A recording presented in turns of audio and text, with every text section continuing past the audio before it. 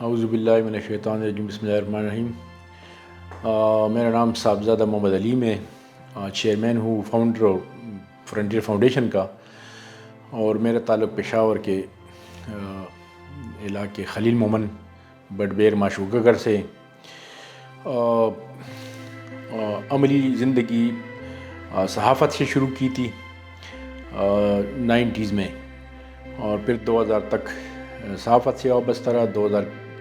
کے بعد پھر دبئی میں کوئی بزنس چھوٹا موٹا شروع کیا تھا، پھر وہاں دبئی سے میں 2003 میں ایک دفعہ آیا۔ میں چونکہ ادھر جو آرگنائزیشن تھا فاطمیت فاؤنڈیشن کا، میں چونکہ فرسٹ ایئر سے ایک ریگولر باقاعدہ بلڈ ڈونر تھا۔ میں وہاں جا کے بلڈ ڈونیٹ کرتا تھا والنٹیئرلی، اور جب پریکٹیکل لائف میں آ گئے تو ہم نے پھر میں نے ان کے ساتھ فائنانشیل ہیلپ بھی اپنے استطاعت کے مطابق شروع کی تھی۔ تو ان سارے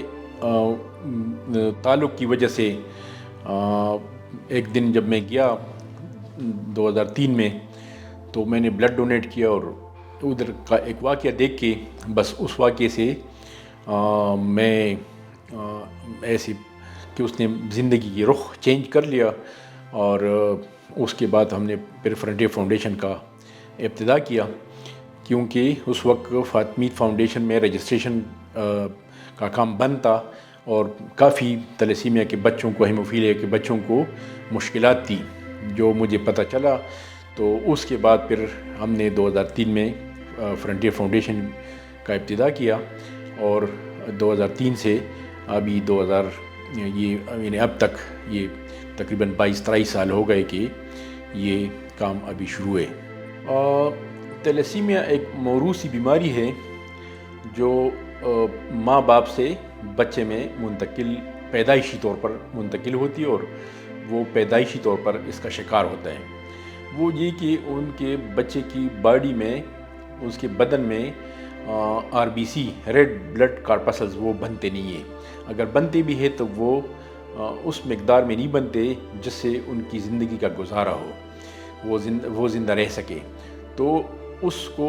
باہر سے بلڈ کی ضرورت ہوتی ہے۔ تو وہ اگر اس کو باہر سے بلڈ نہ ملے تو وہ خدا نخواستہ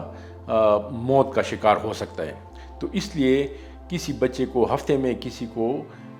2 ہفتے بعد، کسی کو مہینے میں بلڈ ٹرانسفیوژن کی ضرورت ہوتی ہے۔ اور اسی طرح ہیموفیلیا بھی ایک موروثی بیماری ہے جو والدین سے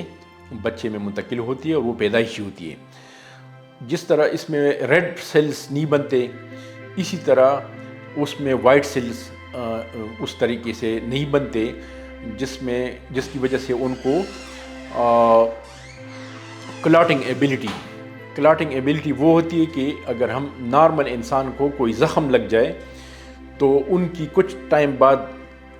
زخم سے خون آنا بند ہو جاتا ہے، لیکن ہیموفیلیا پیشنٹ میں اگر زخم اس کو لگ جائے تو اس کی بلیڈنگ اس وقت تک نہیں رکتی جب تک یہ فیکٹر 8 یا پلازما یہ ہم نہ لگائیں، یا فیکٹر 8 کی انجیکشن نہ لگائیں۔ تو اس وقت تک اس کی بلیڈنگ ہوتی رہی جب تک وہ اس کی خدا نخواستہ موت واقع نہیں ہوتی۔ تو ایک بالکل واضح زخم ہوتی ہے، اور ایک جو ہے نا انٹرنل زخم کسی چوٹ کی وجہ سے وہ بظاہر زخم نظر نہیں آتا، لیکن ان کو انٹرنل بلیڈنگ شروع ہوتی ہے، تو اس کی وجہ سے ان کو ان جگہوں پہ سویلنگ اور انتہائی ناقابل برداشت قسم کی تکلیف شروع ہوتی ہے۔ اسی طرح گھٹنوں میں،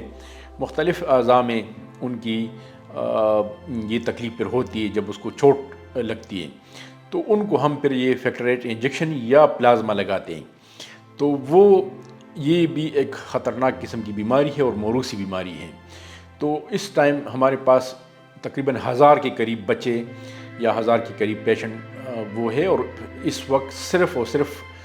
frontier foundation he in patient کی، ہیموفیلیا پیشنٹ کی علاج معالجے کا مرکز ہے، جو کہ پورے پاکستان اور ورلڈ ہیموفیلیا فیڈریشن نے فرنٹیئر فاؤنڈیشن کو یہ ڈکلیئر کیے کہ یہ فرنٹیئر فاؤنڈیشن ہی. تو اس ٹائم فرنٹیئر فاؤنڈیشن کی چھت کے نیچے یہ صرف ہیموفیلیا کے پیشنٹ کو یہ فیکٹر 8 انجیکشن اور یہ سہولت مہیا کی جا رہی ہے. فرنٹیئر فاؤنڈیشن تلیسیمیا اور ہیموفیلیا کے پیشنٹ کے علاوہ اور جس طرح پیشنٹ کو ہم فری فوڈ، کھانا پینا، سٹاف کو فری ہر چیز، تو اس کے ساتھ ساتھ ہم آئی ڈی پیز جتنے بھی صوبے میں ہمارے آپریشن ہوتے ہیں، تو وہاں سے جو لوگ ڈسپلیس ہوتے ہیں، وہاں سے جو لوگ نقل مکانی کرتے ہیں، ان کے لیے بھی ہم نے مختلف جگہوں پہ فری میڈیکل کیمپس اور باقاعدہ فیلڈ جو میدان میں ہاسپٹل ہوتے ہیں وہ قائم کیے مختلف وقتوں میں. اسی طرح جیلوں میں ہم نے مختلف قسم کے کیمپس لگائے ہیں، میڈیکل کیمپس لگائے ہیں، بلڈ کیمپ لگائے ہیں، ان کو وہاں میڈیسن پرووائڈ کی ہیں، ان کے باقاعدہ ٹیسٹ کیے ہیں اور ان میں جو ڈیسیز ڈائگنوز ہوئے ہیں. اسی طرح فرنٹیئر فاؤنڈیشن یعنی ایک تو ہم بچوں کو،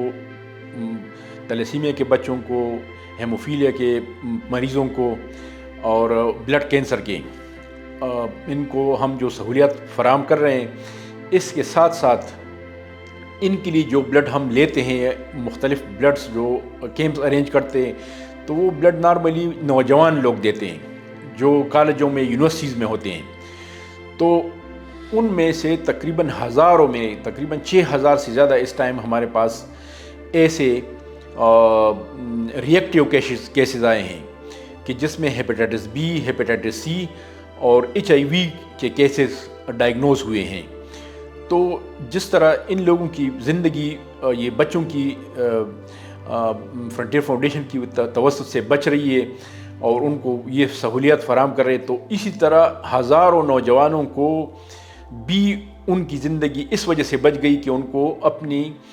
زندگی یعنی اپنی بیماری کا پتہ نہیں تھا کہ یہ بلڈ ہم دے رہے ہیں تو اس میں ہم کوئی بیمار ہے، لیکن وہ چونکہ ابتدائی بیماری ہوتی تو ان کو اس وجہ سے پتہ نہیں ہوتا.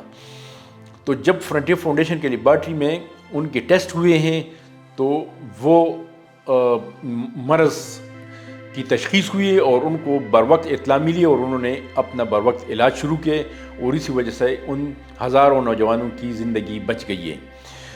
ساتھ ساتھ جو سرکاری ہاسپٹل ہے یا پرائیویٹ ہاسپٹل ہے، ان کو سرجری کی صورت میں جب آپریشن ہوتا ہے ایمرجنسی میں، یا کسی کو ایکسیڈنٹ میں ان کو بلڈ کی ضرورت ہوتی ہے، یا عورتوں میں یہ جو بچے پیدائش کے دوران بلڈ کی ضرورت ہوتی ہے، تو وہ بھی اس ٹائم ہم نے 50,000 سے زائد بلڈ ابھی تک پرووائڈ کی ہیں. اور اسی طرح جو ایسے جو واقعات ہوتے ہیں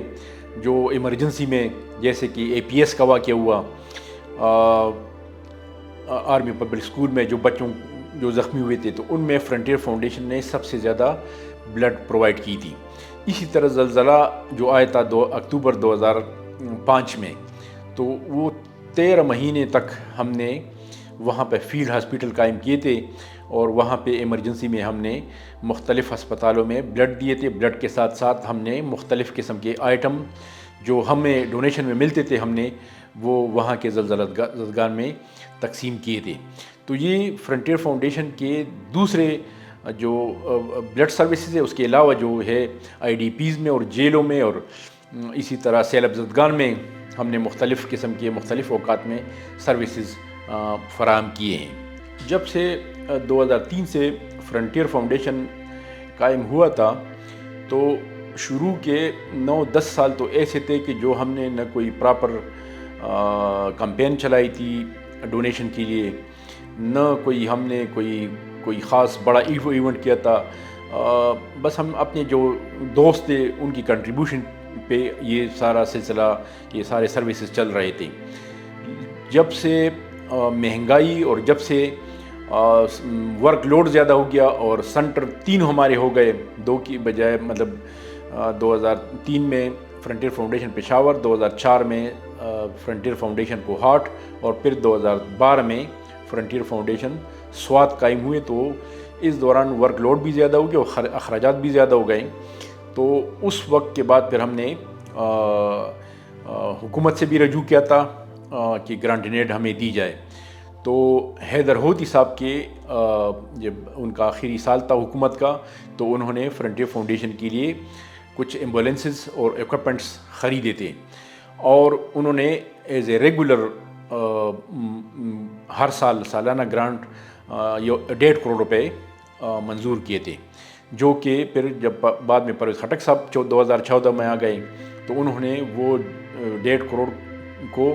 زیادہ کر کے 2 کروڑ کر دیے تھے. تو وہ 2022 تک مل رہے تھے. پھر 2022 میں چونکہ مہنگائی بھی زیادہ ہو گئی اور ریٹس جو ہے نا ہر چیز کے، بلڈ بیگس کے، میڈیسن کے، وہ 500 سے زیادہ % کے بڑھ گئے. تو لہٰذا اس ٹائم بھی حکومت نے کچھ انکریزمنٹ کی تھی. لیکن جب یہ ابھی کیئر ٹیکر گورنمنٹ اور ابھی یہ گورنمنٹ، اس میں ہمیں اس طرح گرانٹ کچھ بھی نہیں مل رہی ہے کہ ہم سروسز جاری رکھ سکیں. تو میری عوام سے، مخیر حضرات سے، ملک کے اندر اور ملک سے باہر جتنے بھی ہمارے لوگ رہتے ہیں ان سے میری یہ گزارش ہے کہ فرنٹیئر فاؤنڈیشن میں جتنے بچے ہیں ان کے جو سروسز شروع ہیں ان کو رواں دواں رکھنے کے لیے آپ کی بھرپور مدد کی ضرورت ہے. حکومت سے بھی میری یہ درخواست ہے اور عوام سے بھی کہ اس میں ہمارے ساتھ ہاتھ بٹائیں تاکہ یہ سروسز ہم جاری رکھ سکیں.